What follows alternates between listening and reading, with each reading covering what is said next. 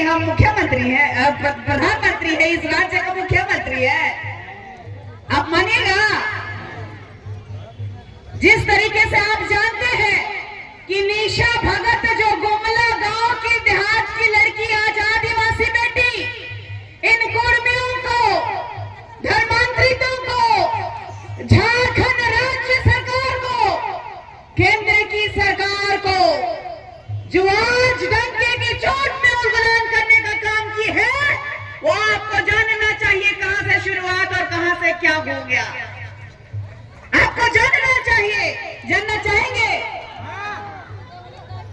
क्योंकि कुर्मी समुदाय के ही पार्टी, जेल के पार्टी में मैं थी और उस पार्टी में मुझे गुमला विधानसभा से टिकट दिया गया था।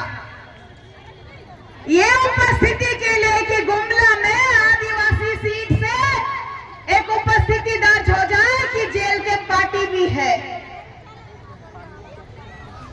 आदिवासियों की अस्मिता की बात जब जब आई है, तब तब आदिवासी समुदाय के लोगों के द्वारा एक उल्लंघन हुई है और मैं इसका प्रमाण नहीं दे सकती, क्योंकि ये इतिहास गवाह है कि जब जब ब्रह्मांड डोला है आदिवासियों के उल्लंघन से, तब तब ये पूरा ब्रह्मांड के जितने भी लोगों में एहसास हुआ है, ये मैं नहीं कह रही हूं, ये निशा भगत नहीं कह रही है, ये इतिहास बोलता है।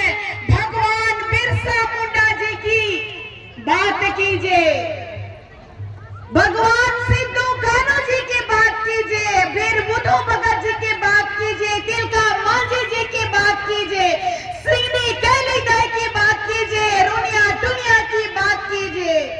सबसे बड़ी बात है कि हमारे आदिवासी समुदाय में शिक्षा नहीं ग्रहण कर पाए बहुत हमारे पूर्वज, जिसकी वजह से इतिहास लिखने में चूक हो गई।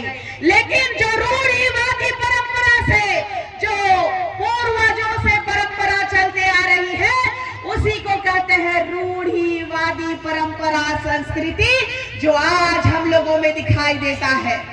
आज ये पत्ते के रूप में हमारा ये सर का ताज दिखाई देता है कि हम आदिवासियों का ताज है। आज भी पूरे भारत में ये कहा जाता है कि आदिवासी सबसे नीची जाति का लोग होता है। हमें भेदभाव की नजर से देखते हैं। ये कुर्मी समुदाय एक कुआं से पानी ले जाने नहीं देते हैं, क्योंकि हम लोग छोटी जाति का है, ये वो लोग कहते हैं। लेकिन इन बुड़बकों को कौन बताएगा कि सुप्रीम कोर्ट ने भी, इस संविधान के न्याय का मंदिर सुप्रीम कोर्ट ने भी ये कहा है कि इस देश का मूल मालिक आदिवासी है।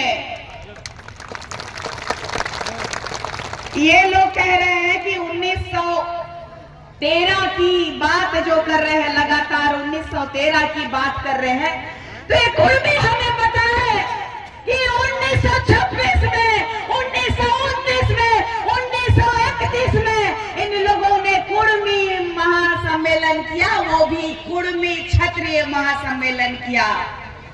और 1931 के जनगणना में ये लोग आदिवासी में नहीं थे, इनको किसान के रूप में जाना जाता था। और झारखंड में इनका आगमन क्यों हुआ था पता है? खेती करने के लिए, खेत में काम करे के लिए लाए रहले। हमार जब इजे बिहार और झारखंड और उड़ीसा जब बंगाल में रहलक नहीं, जाना था कि नहीं जाना